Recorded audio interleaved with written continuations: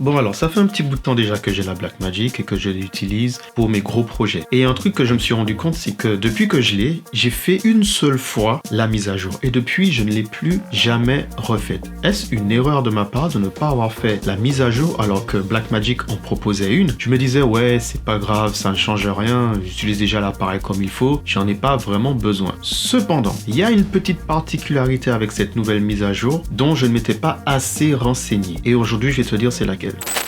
Tu te souviens quand j'ai fait la vidéo, je t'ai parlé de stabilisation avec la Sika Pro et que je t'ai dit que comme il n'y a pas de stabilisation interne sur le boîtier, il te fallait un moyen pour la stabiliser extérieurement parlant. Avec par exemple, soit un Steadicam comme moi j'ai, la riguer, donc la donner un peu plus de poids pour mieux la tenir et plus il y a du poids, moins il y a de tremblement. Et aussi, dernier moyen que tu peux utiliser qui est une gimbal qui veut utiliser un stabilisateur. Désolé, ça c'est les gosses. Je t'avais donné ces trois manières-là. Ok. C'est vrai que j'ai pas encore fait la vidéo complète avec la EasyRig. Ça arrive bientôt. T'inquiète pas, ça arrive bientôt. Pourquoi je te parle de ça? Ah ben tout simplement parce que dans la mise à jour qui est sur la Blackmagic, sur la Sika Pro, mais ça fonctionne aussi pour les autres appareils de chez Blackmagic. Là, je crois que c'est la Sika Pro Gero 2. J'ai pas vraiment pris connaissance de ce boîtier-là. La 4K, la Sika et la Sika Pro, ça fonctionne aussi. Mais apparemment, il y a moyen avec les nouvelles mises à jour qui sont sorties. Alors si tu l'as déjà fait, c'est cool. Donne-moi tes retours, tes expériences en commentaire. Mais comme moi, j'avais pas encore fait et que je l'ai vu il y a pas longtemps, je me suis dit je peux le partager avec ceux qui, tout comme moi, ne l'ont pas fait parce qu'ils se disaient que c'était pas utile. Je te conseille de faire cette mise à jour parce que dedans, tu vas avoir cette fonctionnalité-là en plus, mais ça fonctionne avec DaVinci, soit la version gratuite ou la version payante, mais il faut avoir le logiciel DaVinci pour que ça puisse fonctionner. Je sais pas comment ça fonctionne, mais je te donne juste ce que c'est. C'est une possibilité de stabiliser tes plans en production, en post-production après qui veut dire sur l'ordinateur grâce à un logiciel après avoir filmé. Mais je crois que ça marche uniquement si tu shootes en bureau. Après avoir installé et avoir fait la mise à jour, et on va voir s'il y a une différence quand on retourne sur l'ordi et qu'on active cette fameuse gyrostabilisation.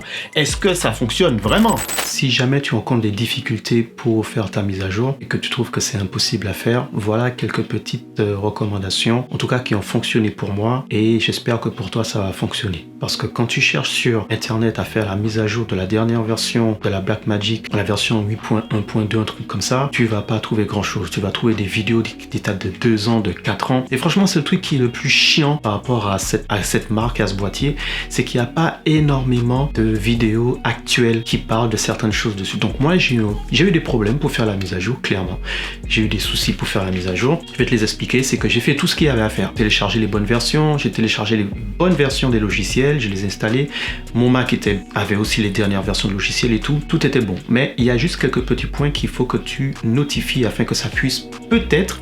Alors j'espère que dans ton cas, si tu as ce type de problème-là, que ça va s'arranger. Moi, quand j'ai fait tout ça, ça me disait que le logiciel était à jour et je n'arrivais pas à avoir la petite case Update Now, tu vois. Gros, si tu veux faire la mise à jour de ton Sika Pro, il y a quelques recommandations à avoir. Premièrement, assure-toi que ton système d'exploitation soit à jour. Okay? Que tu sois sur Mac, sur iOS, sur Linux, quel que soit ce que tu utilises, assure-toi qu'il soit à jour. Premièrement. Deuxièmement, assure-toi que tu aies téléchargé les dernières versions. Ok, tu télécharges les dernières versions, tu les mets sur ton ordi. Ensuite, maintenant, tu passes à ton boîtier. Je te conseille ceci. Débranche tout ce qui est connecté au boîtier. Si tu, comme moi, tu as le petit connecteur que tu utilises en plus pour... Attends, je vais te le montrer. Si tu as, par exemple, ça que tu utilises sur ton Sika Pro, c'est branché sur ton boîtier et ensuite tu plugs ici ton entrée USB, ça risque de ne pas fonctionner. Je te conseille de l'enlever, enlève-le, et que ton boîtier soit le plus neutre que possible. Mais l'alimentation secteur directement, pas une batterie. L'alimentation secteur, ensuite tu le branches à ton ordinateur par un câble USB avec une forte capacité de transfert. Prends un bon gros câble bien puissant de disque dur par exemple, de 4e génération, pour faire le transfert. Tu le branches à ton ordi. Ensuite, tu vas ouvrir l'application. Tu n'allumes pas encore ton boîtier. Tu ouvres l'application va te dire, voilà, que le boîtier n'est pas reconnu. Ensuite, tu allumes ton boîtier et là, tu regardes s'il te dit d'appuyer et de faire la mise à jour. S'il ne te le fait pas, je te conseille à ce moment-là, éteins ton boîtier, redémarre ton ordi et relance le logiciel. Et ensuite, relance le logiciel et ensuite redémarre ton boîtier. Moi, dans cette configuration-là, ça a fonctionné. Parfois, il faut même retélécharger le logiciel. Bref, c'est vraiment une tannée faire la mise à jour. À chaque fois que j'ai dû faire la mise à jour, ça m'a donné ce problème-là. Donc, je me suis dit que c'était intéressant d'avoir cette vidéo-là pour ceux qui ont déjà eu ce problème-là. En tout cas, maintenant, la mise à jour 8.1, j'ai pu la faire sur mon boîtier. Elle est effective et elle fonctionne. Ok.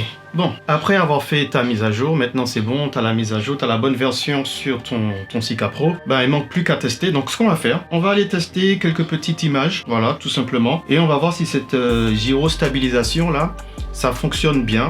Alors oui, effectivement les gars, il y a plein de vidéos encore une fois qui l'ont fait, qui l'ont testé et qui ont montré que ça marche. Mais moi je suis le type de gars qui, parfois j'achète quelque chose, ça dit ça peut faire ça et quand moi j'essaie de le faire avec le produit que j'ai acheté, je sais pas pourquoi, ça fonctionne pas. Je tombe souvent sur l'exception, genre il y a des fois ça peut ne pas fonctionner, blablabla. Bon, là on va voir si ça fonctionne. N'oubliez pas, il faut que vous soyez en bureau. Donc ce que je vais faire, je vais essayer de le faire dans un format pas trop lourd parce que je vais pouvoir utiliser le fichier rapidement après. Donc on va essayer de le faire en 4K, en bureau 4K.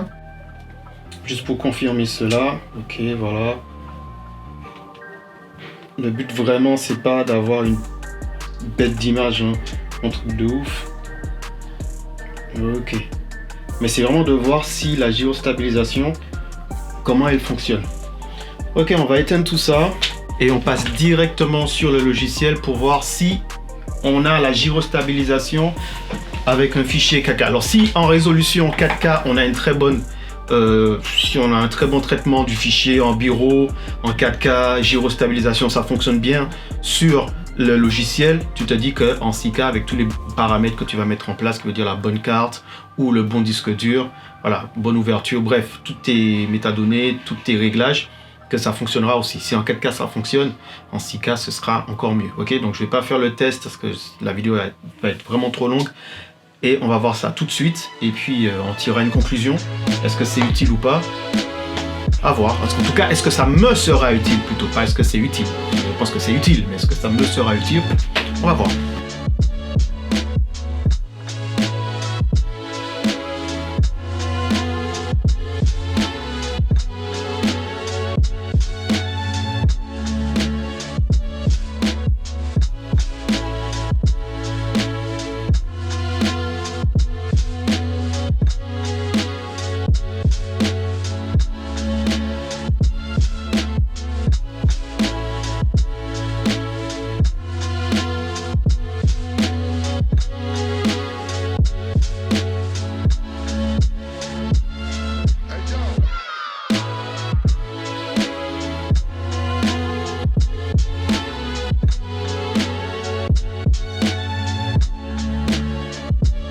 Voilà la team, voilà, c'était une petite vidéo que je voulais te proposer sur si tu as une impossibilité de faire ta mise à jour sur ta Sika Pro, voilà une méthode, un procédé, une technique, je sais pas comment appeler ça. En tout cas, moi c'est comme ça que j'ai fait et j'ai pu faire ma mise à jour.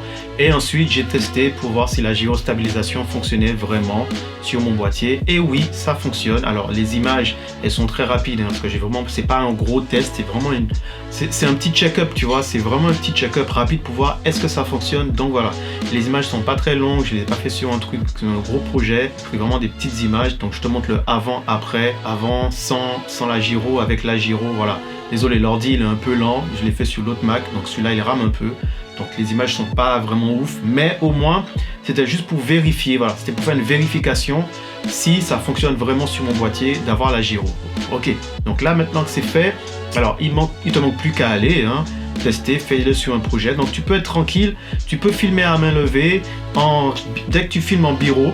Ok, dès que tu filmes avec le format bureau, quelle que soit la résolution, mais dès que tu peux filmer en bureau, pas en ProRes, hein, vraiment en bureau, tu peux activer la gyrostabilisation ensuite sur le logiciel DaVinci Resolve.